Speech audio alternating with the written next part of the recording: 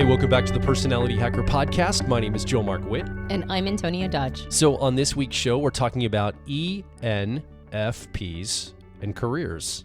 I like this type. This is my favorite personality type, Antonia. That's appropriate. You're allowed to have type patriotism. Is that true? Isabel Briggs-Myers mentions that in Gifts Differing. She said it's okay to have some type patriotism. Well, as we talk about ENFP careers today, I mean, you might be an ENFP listening and you might be all over the place in your life, career-wise, or you might have a career that's dialed in for you. We're going to talk about why that might be the case, one of those two extremes or anywhere in between. This came about during our personality life path mentorship. The reason we're having this episode right now is we're doing a series because during our mentorship, which the personality life path, we take 8 weeks, and each week we'll work with a group of students and we look at each of the cognitive functions, the Jungian cognitive functions, the archetypical energy it represents in the world, and then the attunement of a person's personality type to that function. We give exercises each week for people to go out and test.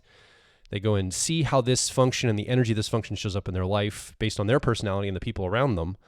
And we walk through all 8 functions over those weeks. We culminate in a live event at the end of it where people can hook this together, making their life plan, their life path.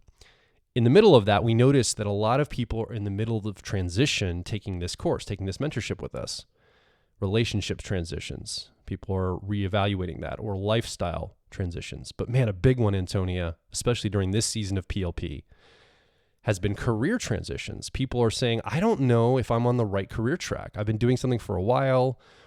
A few people are starting out fresh. They're out of college. They're starting out in their careers. So we thought this would be a good time to start talking about careers in each of the 16 Myers-Briggs personality types and give some fidelity on how maybe you, if you're an ENFP listening right now, could think about your career path. Think about if maybe you're in a transition moment in your life. How can this be helpful to you? And so we've brought a concept in here called subtypes that we're going to address today, and we'll go into this in just a moment. Yeah. So, you mean now? Just well, a moment. And we're going right to go now? into break down the subtypes in a moment. Yeah. Maybe you could briefly talk about subtypes. Right. So the concept comes from our good friend, Dr. Dario Nardi, who, as he was observing the same personality type using EEG machine technology, that the brain wiring of each of the types followed a consistent pattern, but it wasn't always the same within a type. Yeah. And he noticed that the same style of brain wiring was showing up over and over again throughout all of the types in a consistent way. So the pattern ended up being that there are 4 different ways that we can be wired within a single type. And that created this concept of subtypes, which, as you mentioned, we'll be touching on when it comes to careers. And the reason why there's a relationship between these two things is after the age of 25, the number one factor that influences which subtype that we fall in is our career choice. Yeah. Meaning that these subtypes are more the nurture aspect of type. It seems that our personality type is pre-wired in us. It feels more that that's nature. But these subtypes, the way that our type manifests through this brain wiring, that's more influenced by outside factors. So when you choose a career, you're not just choosing what you're going to be spending your time doing. You're also choosing something that's going to be a major influence on how your mind is wired. And so it's relevant. There's a strong relationship between the two. Yeah, the way I like to think of it is ENFP is the song written on the musical sheet. These 4 subtypes are the performance of that song, right? They're the way you express your ENFP nature. So we'll get into the specifics of that in a moment. I have a top 10 list, though, that I gathered from the internets talking about ENFP career. This is the top 10 list. Again, according to the internet. This isn't super deep research. Actually, they're usually pretty good, if not a bit stereotypical. This is what the ENFP careers top 10 list is, according to the internet. Number 1, writer, journalist. Number 2, actor or actress. 3, public relations specialist. 4, career counselor, psychologist. 5, advertising executive. 6, human resources specialist. 7, marketing specialist. 8, event planner. 9, social worker. And 10, entrepreneur or small business owner. Now, as an ENFP, I think I do like at least 4 of these right now as a career overlapping. Yeah. And I've done many of them in that list. Maybe you identify yourself in that list as an ENFP. Yeah, it's a solid list as they usually are, but some of those careers are going to attract certain subtypes more than others. And there are some that are not on that list that would attract certain subtypes of ENFPs that these kinds of ENFPs might never run into a list like that, or the thing that they're supposed to be doing in the world. They might not ever run into it on a list of top 10 ENFP careers because it's a little bit more niched to their subtype preferences. Yeah. So as we talk about this, let's just list out the 4 subtypes that we're going to talk about today. And we'll talk about why they've clustered this way. The 4 subtypes for the ENFP personality are the dominant ENFP, the creative ENFP, the normalizing ENFP. Ooh, that word normalizing is hard for me to hear. And the harmonizing ENFP. Now, this comes from a few different places. This is based mostly on the work of Dr. Dario Nardi, a friend of ours, a colleague of ours. He's been on the show. We've done a broad podcast about this concept in general. Now we're applying it to each type, but we did it in a general conversation. You want to go back a few episodes right before this series started. We had him here in the studio, and we talked to Dr. Nardi about his concept, and he borrows some from the work of Helen Fisher with neurotransmitters.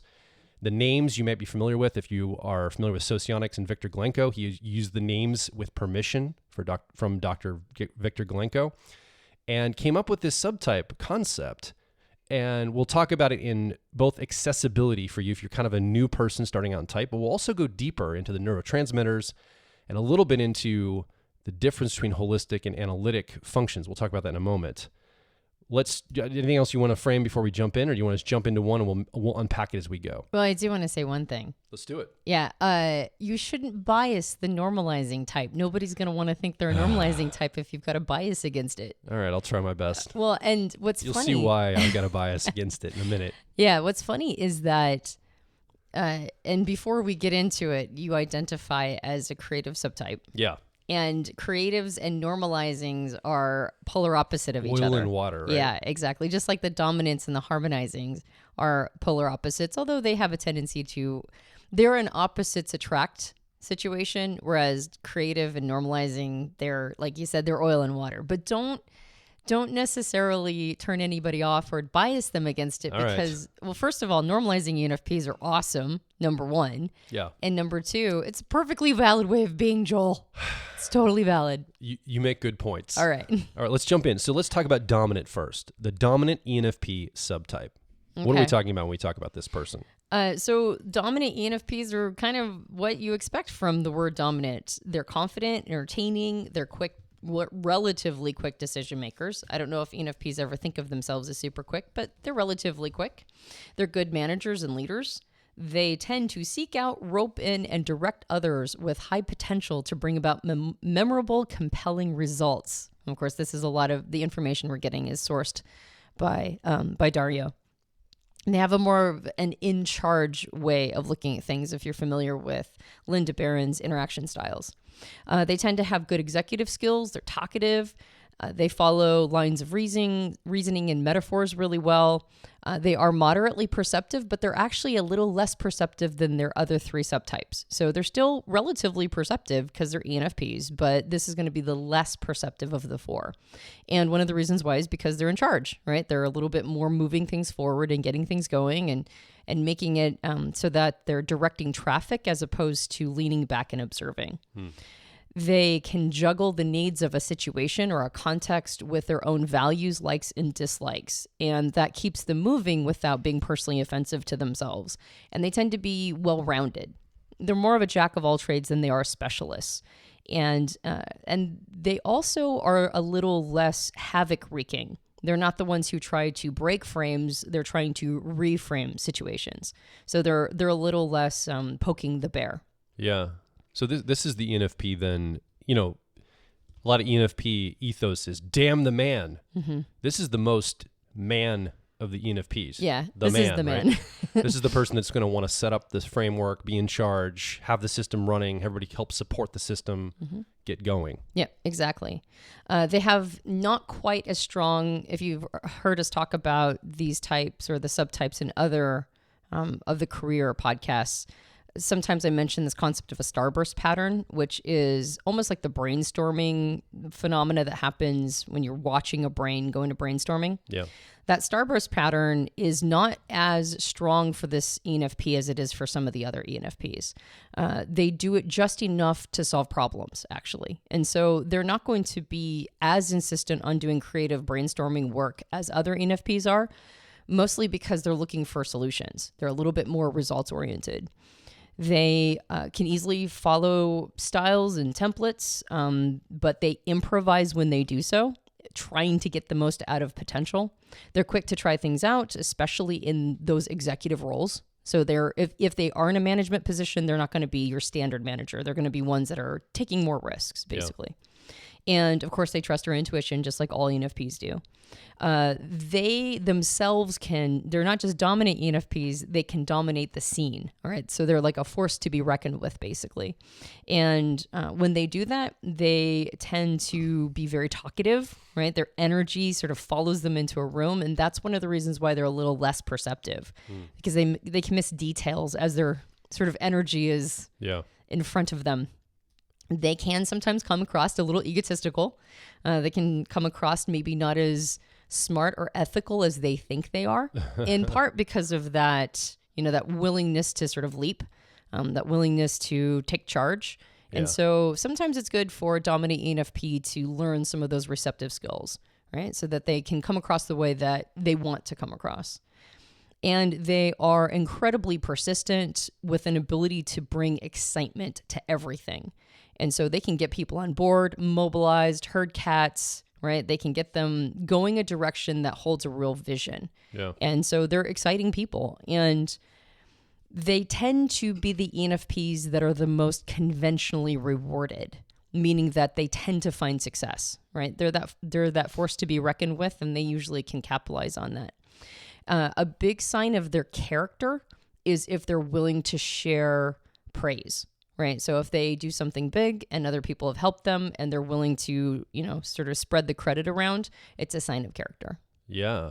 So I definitely, when we talk about creative, will identify a lot with the creative. But I think there's moments, and then we're going to talk about this too, just because you're an ENFP and you maybe identify with one of these doesn't mean you can't lean into others. I think I lean into this one personally, particularly when we're running live events or hosting workshops or mentorships, when I have to show up to lead as an ENFP. It feels like this part of me gets activated. It's very much like a dominant kind of let's go this direction energy that I move into, and hopefully people rest into that and I can move the ball forward for folks. I think this is actually more natural for you. I think this is the one that you probably would have landed on had your upbringing not encouraged you to go more creative. Yeah. And one of the reasons being, and as we mentioned, Joel mentioned before, that we're going to try to keep this accessible to people who are new to type, but we also will throw a little bit of tech jargon in for the geeks, right? Yeah. The Myers-Briggs geeks. So what makes a dominant, creative, normalizing, harmonizing subtype is how you're using your first two preferred functions. So for ENFPs, that's extroverted intuition. We call it exploration as a dominant or driver. And introverted feeling, or what we call authenticity, as a co-pilot or auxiliary function. And this is how you learn information using your driver or that exploration process, and you make decisions with authenticity. Right, exactly. So each of the cognitive functions can be used in a more focused way or in a more diffused way. So that focused way is a more assertive energy that tends to push out. And the diffused way is a more sort of open to seeing the peripherals as opposed to being hyper-focused on a single point. And depending upon how you prefer to use these functions, whether or not you really like to use them in that more assertive energy-focused way or in a more relaxed, diffused, open to the peripheral way, that's what creates your subtype. And for dominant ENFPs, both of their functions, they prefer an analytic or that hyper-focused bent. So the dominant type, both their functions, like their preferred functions, are very assertive. It's an energy that's focused, going out, tends to be very certain, right? Yeah. And so that's what creates that dominant energy. And then from a neurotransmitter standpoint, we talked about that. The preferred chemical is testosterone. This subtype's going to have that as their neurotransmitter preference. Yep, exactly. Okay. All right, so you want me to get into the careers? Let's go over to careers of the dominant, yes. And then we'll jump into creative after that. So careers that might suit a dominant ENFP. Now remember, this is not a comprehensive list. It's just like the kinds of things. It should give you an idea of what would suit this style of ENFP. Marketing director, human resources manager, public relations manager, business consultant, project manager, sales manager, lots of managers, event planner, entrepreneur, talent agent, corporate trainer, nonprofit director, advertising executive, motivational speaker, life coach, or television or film producer. So all of these capitalize on that confident, entertaining, quick decision-making that allow them to direct and manage other people. So it's that more assertive energy. Let's talk about mistypes though, because I'm expecting this type, especially because it plays so nice in systems, hierarchical systems. My guess is this might be mistyped for ENTJ, possibly ESTJ, like an EJ, ETJ energy, right?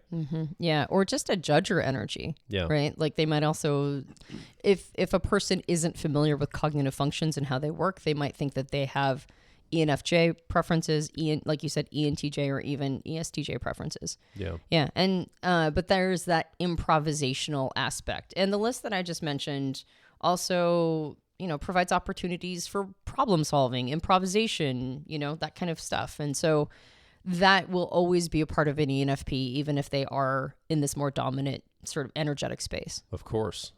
Okay. Let's talk about the creative subtype of ENFP. So these are creative ENFPs.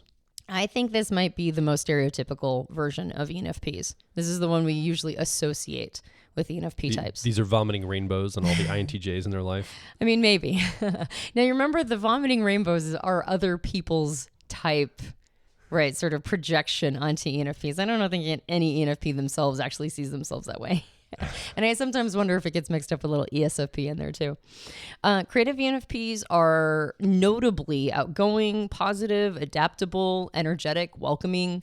They're cheerful. They tend to be able to both perceive and entertain all at once. So unlike the dominant ENFP that tends to miss things because they're so assertive, this is a style that can both perceive and take things in while at the same time entertaining others. And it's probably because they don't have the heavy lift of having to manage or be a leader, right? They can just be entertaining and it's okay. Yeah. They tend to be wanderers, exploring all that life has to offer. And they're a little bit more of that stir the pot, right? The dominant ENFP respects the structure a little bit more. The creative is the one that pokes the beehive. They have a strong starburst pattern. So they're definitely going to be the brainstorming kind of ENFP, and not just for solutions, for anything. Every input is like a potential secret letter that everyone must see. That's something that Dario said about them, and I thought that was fantastic. Their brains are very active. They are very likely to trust their talent to adapt, noticing ideal moments to move, and finding ways to use their skills. So it's very much about optimizing their own movements, optimizing how they can bring what they have to offer to the situation. And they can handle a lot of complexity.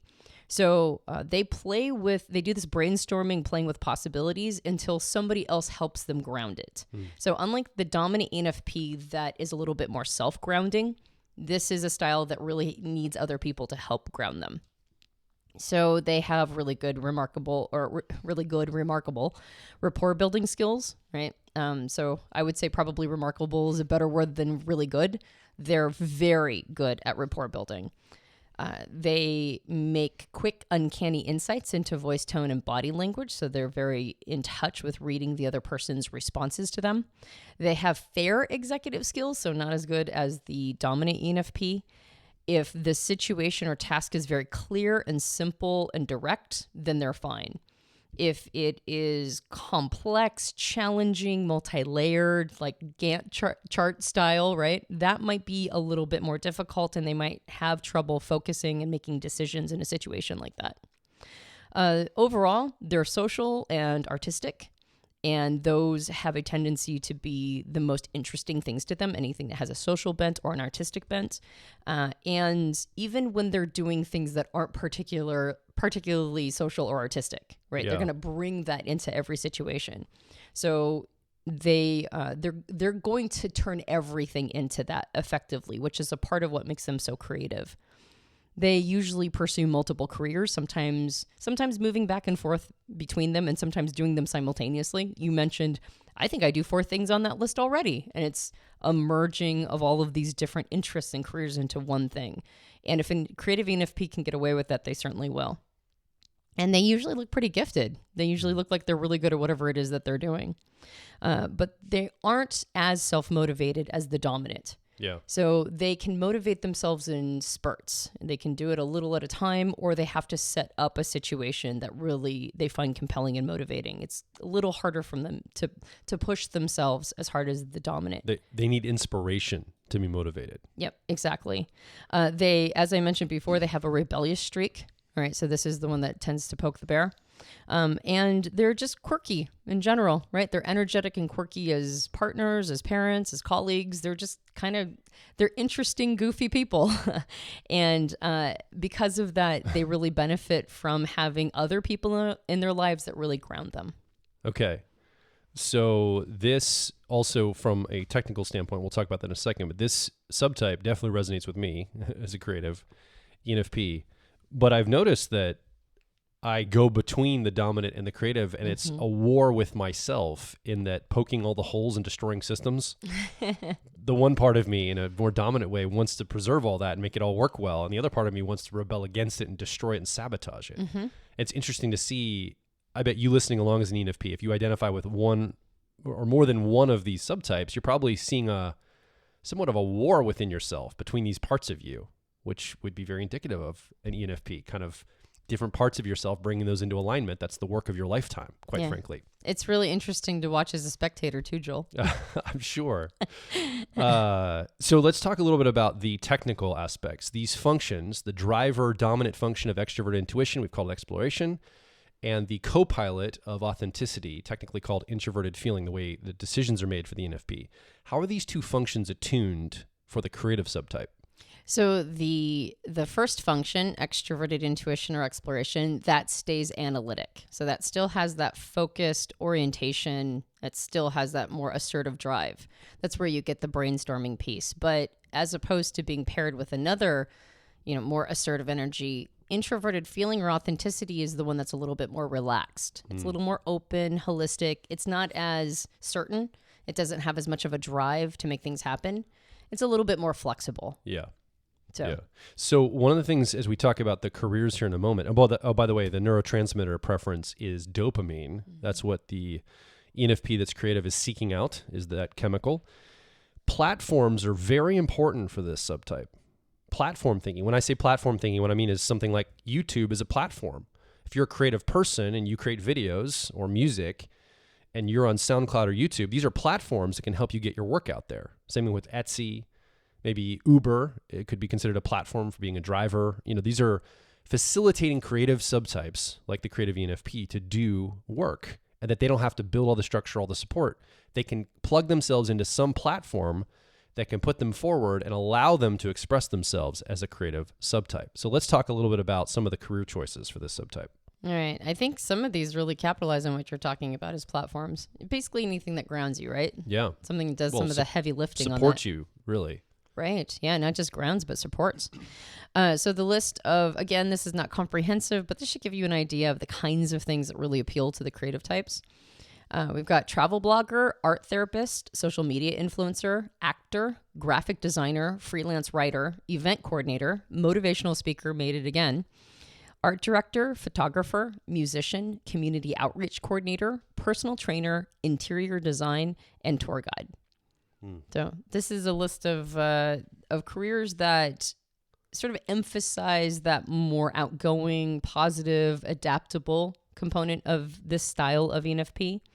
It also allows them to stay energetic. All of these would require high energy. Yeah. And it also allows them to challenge norms, right? And get outside of, what's expected.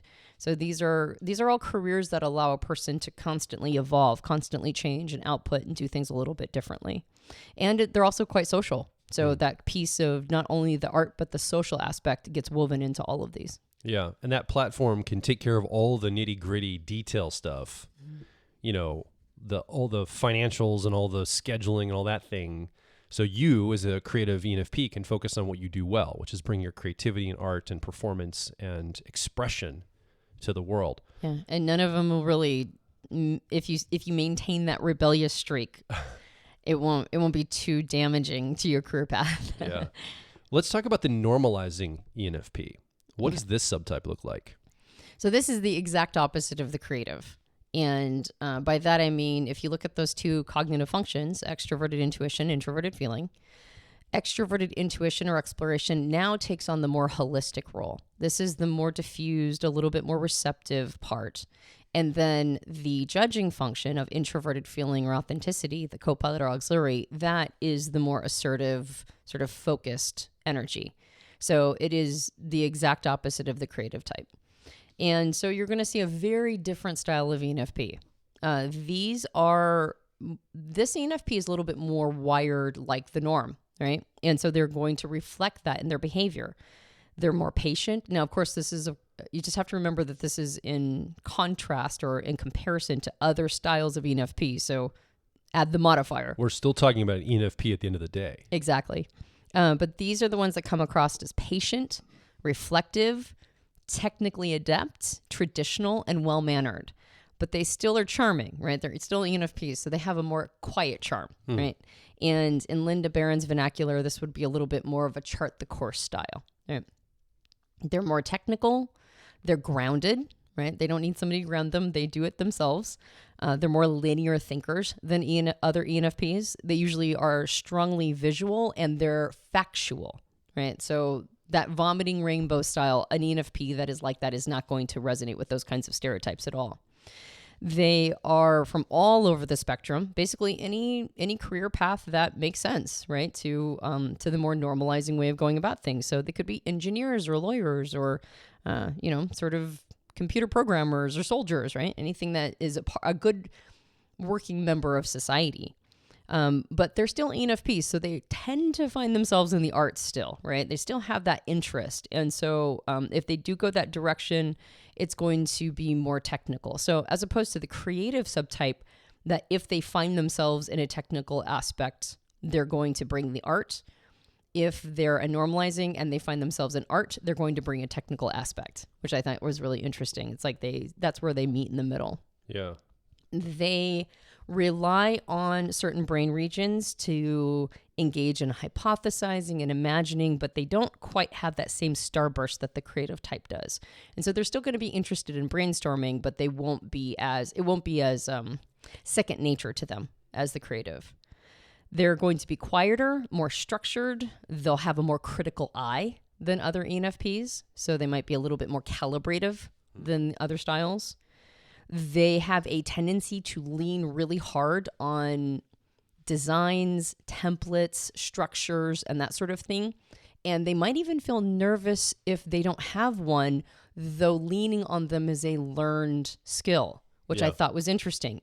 It's not natural for the CNFP to need a template, but once they discover templates, now they feel uncomfortable without them. So this is a very unique sort of phenomena of the normalizing ENFP. They tend to keep a lid on their enthusiasm more than other ENFPs, so they're not as bombastic. They are less random, but they still have that subtle playfulness.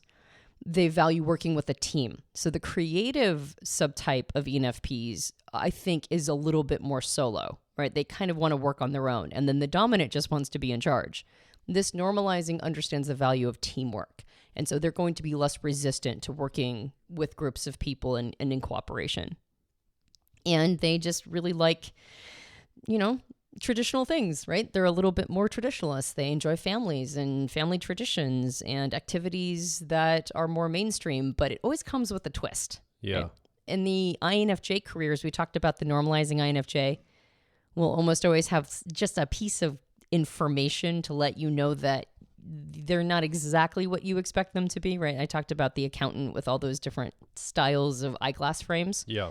This ENFP is going to have a similar feel, right? They're going to be more normalizing, but there's something about them that is just a little different from everybody else. So it's the same, but with a twist. I wrote down quirky hobbies next to this type. Yeah. Yeah, exactly. And I think another big part of it isn't just interesting hobbies on the side, but remembering that ENFPs are deeply passionate, particularly about crusades. And they're not going to lose that necessarily. They're going to keep that idea of wanting to improve things, wanting to make things better, and being very passionate about the things that mean something to them. So they're still going to have a desire to impact others, impact culture. They'll have that deep passion inside of them that wants to move forward and improve and change things up just a little bit.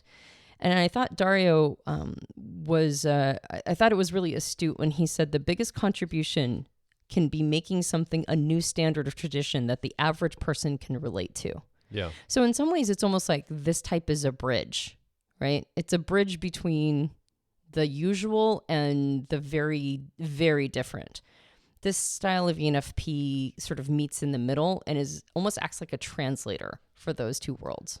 So I could imagine this style of ENFP is the most likely to mistype as maybe a judger, a censor, somebody that is not very ENFP at all. If they tend to be wired this way, it might, or just expressing this way, it might give a false read on the style of ENFP may not read ENFP in like a typing session or a profiling session, something like that. Yeah, I actually think this is probably a very common mistype. Mm-hmm. I could see the style of ENFP mistyping as an introvert, as a censor, as a thinker, or as a judger. Yeah. It's all over the map because we just don't think of this style of ENFP, and yet there they are. Let's talk about some of the careers that would lend themselves to this style. Now, like you said, the dominant ENFP is most likely going to want to either start something or be at the top of something. They're very comfortable with hierarchy, especially being at the top of the hierarchy and preserving the system, leading the system, quite frankly. The creative is much more likely to need a platform, kind of ancillary to the structures. They want to live in solo land, be creative, be expressive. They need a platform or somebody to support them. This normalizing ENFP, and by the way, the neurotransmitter is serotonin, is the preferred neurotransmitter chemical. This ENFP is more okay with hierarchy, but not necessarily needing to be in charge. Probably very comfortable plugging themselves into an organization, a system, a nonprofit, a business, a corporation, and working a regular job or working a career path in a normal way, working up the career ladder. So with that in mind, let's talk about some of the possible career choices this style might want. Okay, so these careers, again, they're not comprehensive, but they might give you a little bit of an idea of how a normalizing ENFP or the directions they go. And this is, this is going to reflect the more patient style, the more technically adept element. It will allow them to capitalize on that little more of that organizational skill and team player mindset. But I think it's also, these are places where ENFPs can have that impact of changing the standard. Yeah. So I think that's why these ones made the list. They are civil engineer, architect, software developer, financial planner, environmental scientist, technical writer, urban planner, data analyst, industrial designer, nutritionist, operations manager, web developer, mechanical engineer, information systems manager, and speech language pathologist. Right. Which is very interesting because I actually know an ENFP who's a speech language pathologist. There you go. Yeah. So I think, again, these are not the kinds of careers that you normally would throw the direction of ENFP. It's not like the actor or the entrepreneur. But you could really see an ENFP heading these directions and making a big impact, right? Yeah. Being able to make changes from within, not just, necessarily altering things from without. It's important, though, that they do have some kind of a hobby, something that lets them have that intuitive, creative outlet. If you're an ENFP that you are identifying with this normalizing subtype, you also might need some creative, intuitively focused people to have conversation with, brainstorming sessions with. People that you can, outside of work or outside of the career you're in, have your back around unlocking some of that intuition, some of those quirky parts of you, some of the interesting elements of the creativity you bring It's very needed outside of work, I think. Well, and what's interesting is that for other types, the normalizing, man, those hobbies were so important. I think actually, interestingly enough, for the normalizing ENFP, it's impact. I think even more so, I agree, they need to have people they can have those brainstorming conversations with. But I think what really lights them up is knowing that they are able to have that impact, that they're actually changing things for the better, that they're altering standards. And so if they're unable to do that in the career, then this ENFP might need to find nonprofit or volunteer, opportunities to have that impact. Let's talk about the harmonizing ENFP subtype. So this ENFP is the fourth one, and it's got a really interesting attunement of their cognitive functions. So we talk about that driver dominant of extroverted intuition, exploration, how the ENFP learns information, takes and perceives the world, and making decisions with the co-pilot or auxiliary function of introverted feeling or authenticity, making decisions that resonate in the core values. Where are these two functions attuned from, like a type geek or a deeper understanding? So this is the opposite subtype from the dominant. And of course, the dominant both had that more focused, assertive, analytic bent. So the harmonizing ENFP is the opposite. Both of those functions are more open, receptive, a little bit more diffused, taking in the peripheral, not as high energy, but a little bit more relaxed. And so what makes a harmonizing ENFP is both the preferred functions are holistic functions. And so these ENFPs have a lot of subtle tones. Right? They're not as assertive. They're not as aggressive. They're not as in your face. They're a little bit more sort of chill vibe ENFPs. And they tend to be older and wiser, even if not in age, in affectation. Right? The whole feel about them is just going to have some kind of almost I've seen everything, right? Sort of that vibe. But Dario mentions they offer a dedicated heart, a sophisticated thinking, and a real warmth and caring about them, right? There's like a warmth. They're more flowing, relaxed, and in Linda Barron's vernacular, a behind-the-scenes style of ENFP. They are very complicated in their brain wiring, though. And that's why I say they have almost a I've seen everything feel. You can tell that their brain wiring follows a lot of disparate, complex experiences throughout life. And there's not really one style of brain wiring that suits them, unlike the other three subtypes that are very clear in their brain wiring. The dominant has a very strong prefrontal cortex executive wiring. The creative is very much that starburst pattern. The normalizing has this almost like, sort of organized little streets or rows, interestingly enough, but this is all over the place. They can have diamond-shaped patterns. They can have strong starbursts. They can have a combination of these. They can have a mild starburst and strong diamonds. Like, it's just it's really unique to their life experiences, right? Yeah. And so because of that, they have a very quirky way of thinking, even more so than other ENFPs. Very iconoclastic, very specific to them, really peculiar to them, a particular way and style of thinking. And so they tend to, and I think this really shows up in career, their style of thinking gets really sort of fused with whatever it is that they're doing to contribute. So, for example, if they're a therapist, they integrate their natural ENFP talents with all of their career knowledge to work that in a very deep way. So they're bringing in lots of different frames of reference, lots of different styles of thinking, lots of different models to apply to the thing that they're doing for impact. And that's really what lights a harmonizing ENFP up, is that they have something to apply themselves to, something to take all of this learned information and focus it in. A single point that brings all the talents that they've accumulated over many decades to be able to apply everything together in one point. Yeah. And that's more of a one-to-one, of course. Harmonizing subtypes are almost always better in a one-to-one environment or setting where they're building a relationship and having an impact on that level. So, go ahead. No, I was going to say, so the neurotransmitter associated with this is estrogen on the chemical side. As you mentioned that, one-to-one situation, that's also, I think, a strategy for success in where, the creative subtype for ENFP might be hunting for a platform like a YouTube channel to create and utilize as a support for their creativity. I think for the harmonizing ENFP, finding a champion, we talk about ENFPs, there's kind of this nickname of champion for ENFPs, but I think an ENFP that's at the harmonizing subtype level, they need a champion. They need a person that can help understand their value and get them connected to the best way they can serve others. And usually it's hard for somebody that's a harmonizing to kind of put themselves forward because they're in such a receptive energy, and to do their best work, they need to be in that receptive energy. So people need to come to them. So that means they need an advocate, a champion, another person that can quote unquote market them or bring them forward or put them on or showcase them, because it's very nuanced what they do. And it's, like you said, it's a very offbeat kind of brain wiring and all of this.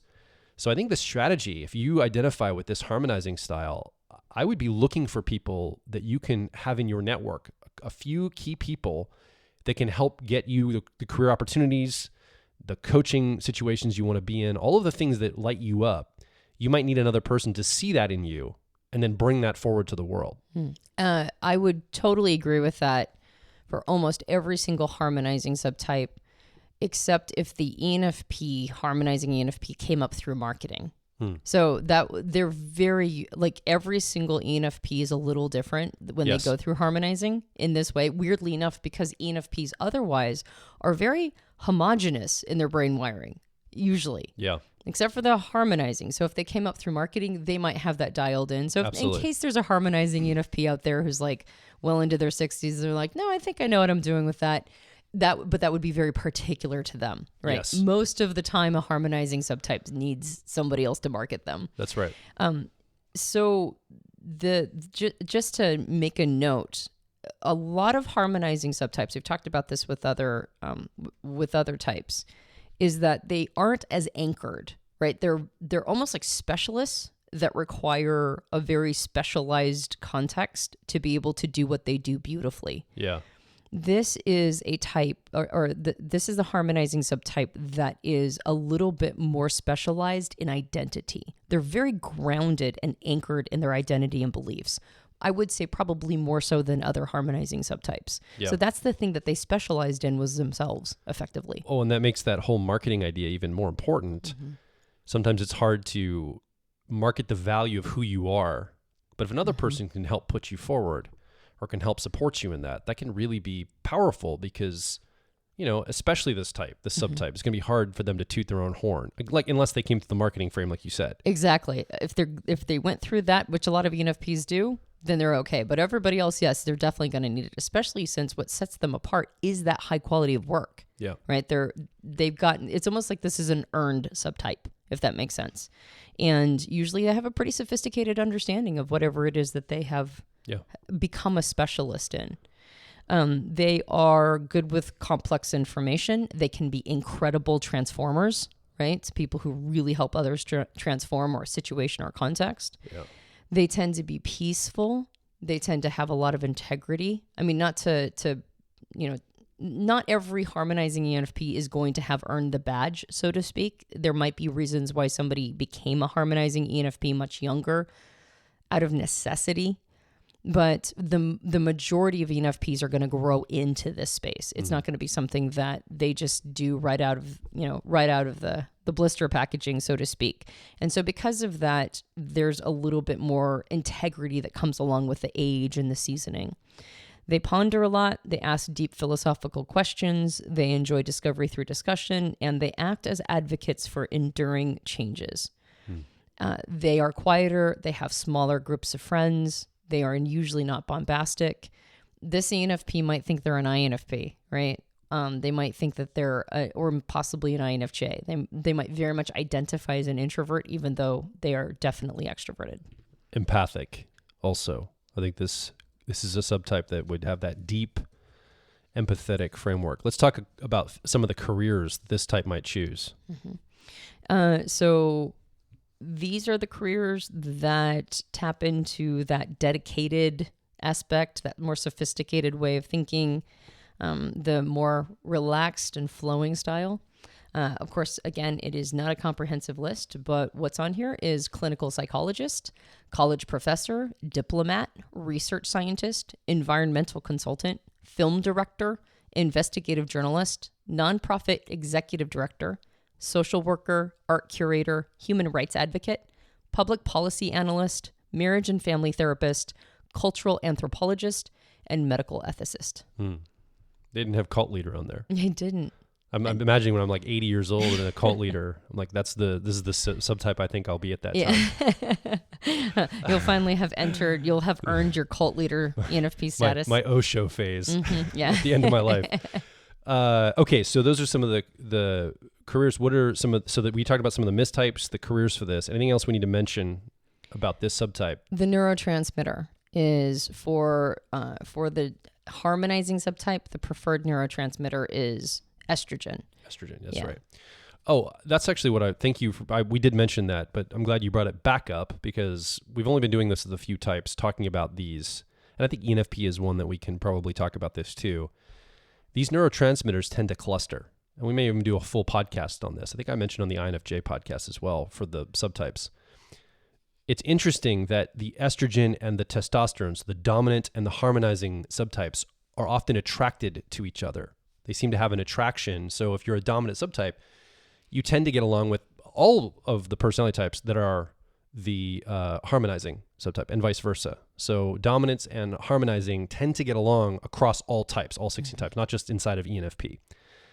But it's interesting that the creative subtypes that are chasing dopamine and the normalizing that are chasing serotonin, they like to just cluster with their own. They don't like to cross lanes. So it's not like a bunch of serotonin normalizing are seeking any of the other types. They just want to stay with more normalizing subtypes across all 16 types. Same thing with the creative dopamine chasers. Yeah. So for myself, for example, I find myself as a creative ENFP being attracted to and wanting to hang out with other creative subtypes, no matter what their personality type is at the basis. I want to hang out with creative INTJs and creative ENFJs and creative ENTPs, et cetera. I want to cluster around those, and we're all chasing dopamine together. Well, it ends up kind of being like a bunch of like street performers, though. If you have just a bunch of creative subtypes clustering with no other energies around, you don't really get a lot done. You're really dependent on the platforms you're using, et cetera, et cetera. So I just thought that was an interesting pattern that played out among these subtypes to just kind of understand, okay, who are my friends? Are they all very similar subtype to me? Do I tend to be attracted to other subtypes in my life? And as an ENFP, you can just stick that into your intuition and smoke it and be watching for those patterns in your own life as we go along. Yeah, and to land the plane on that concept that our careers influence us, I did also want to mention that it's really hard for us, if you imagine this in a quadrant, with dominant at the top left, creative at the top right, normalizing bottom left, and harmonizing bottom right. It's very difficult to cross, like to go diagonally. Yeah. And so if you want to pick up characteristics or some of the traits from the other subtypes, it's much easier to go across or down or across and up. So if you identify as maybe a creative ENFP, which is a very common subtype, and you are looking for a little bit more reward in your life. Maybe you've started too many projects and none of them are paying off and you're not getting the proper return on investment. Then you might want to consider taking on roles or assignments that help rewire you to also have access to the dominant subtype, right? Because that type has a tendency to get rewarded a little better. Or if you're a dominant ENFP, and you're looking to stabilize your life a little bit more, maybe you're ready to settle down, then going to the normalizing ENFP place, that might be the thing that you're looking for. Maybe you're raising kids and that's just the season of your life. And it kind of sounds like a lot of roads end up at harmonizing, but if you are a harmonizing person and you would like to have a little bit more oomph, right, a little bit more impact in your environment, like you said, not have to rely so much on other people helping to prop you up, then maybe it's time to go to the creative subtype. So there's a path for a person to be able to develop, enter, or explore all of these subtypes. And your career, your job, the thing you spend 40 plus hours a week doing is one of the best ways to help wire your mind to be able to access all of these character traits because they're all available. Now, the way you do that, for those of you who are type geeks, is to create a more assertive or a more receptive relationship with the cognitive function preference in that quote unquote quadrant or in that subtype.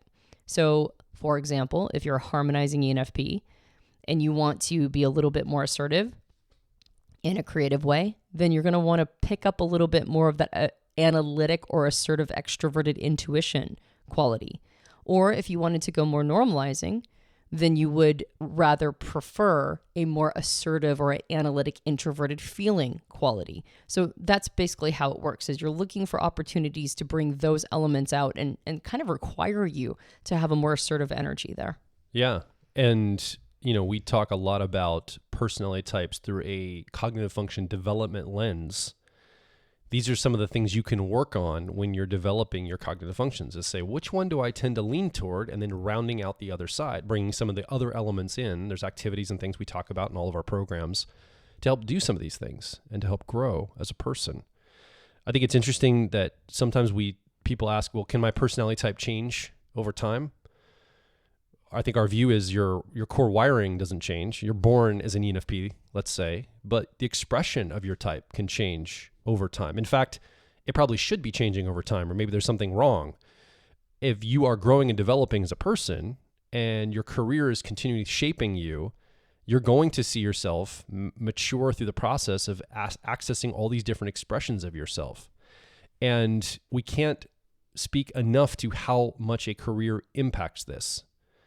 Both the career you choose is going to be based on how you prefer to express your ENFP nature, but also it will shape how you show up in the world, how you express based on the career you choose. So you might be a super, super dominant ENFP, but you chose a career that's very, very, harmonizing, let's say. And so over time, I think it will wire you to be way more harmonizing than maybe you started out. Yep.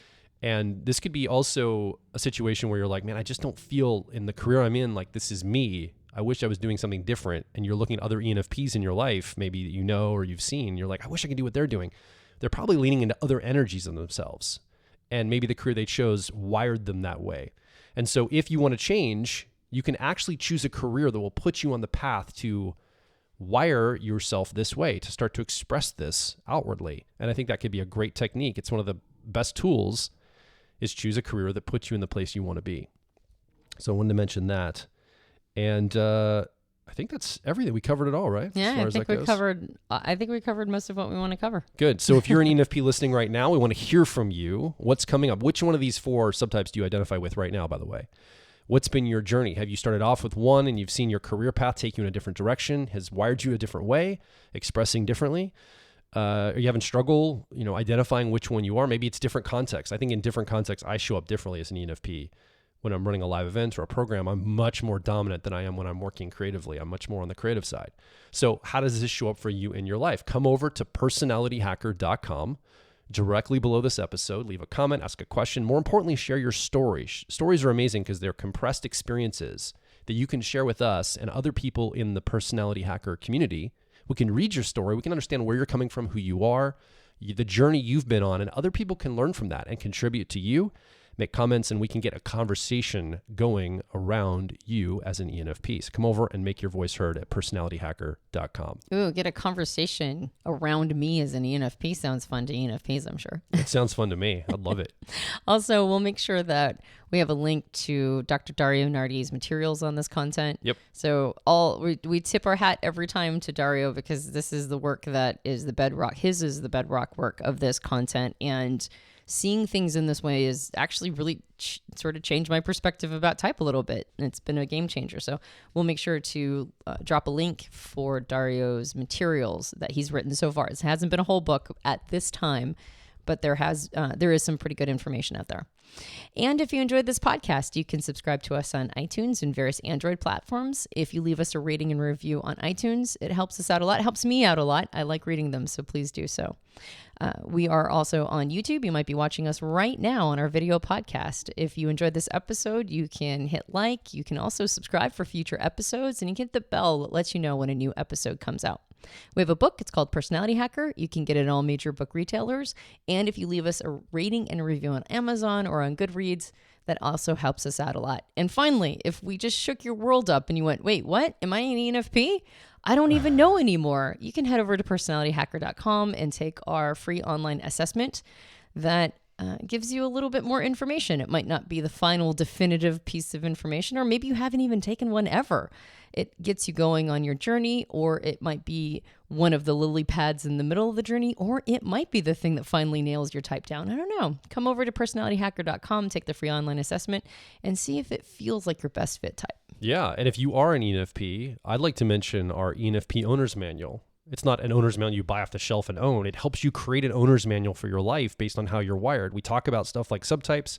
We talk about how to grow all those cognitive functions, talk about career, relationships, but really tuning into the you are here dot on the map of your life. Where do you want to go to as an ENFP? Well, it's really good to understand how you're wired, how you show up, who you are as a person. Knowing that gives you so much leverage for the journey ahead. So come over and get one of those ENFP owner's manuals and start that journey today through the lens of personality type. My name is Joel Mark Witt. And I'm Antonia Dodge. And we'll talk with you on the next Personality Hacker podcast.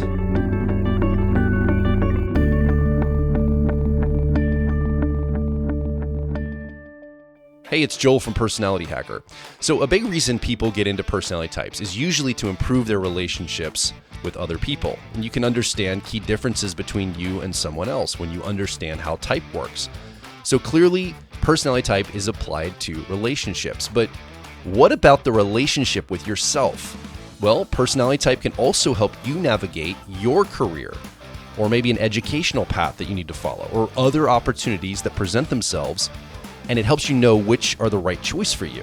And ultimately, personality is the key to unlocking identity-level worldview and life purpose.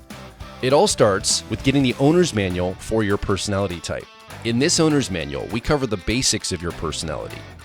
And then we dive a layer deeper to connect your personality to your relationships, your career, your worldview, and identity. Because we believe it's your life, and it should be designed for your personality. So start your owner's manual journey at personalityhacker.com. When you access your owner's manual, I recommend focusing on the ideal day exercise first.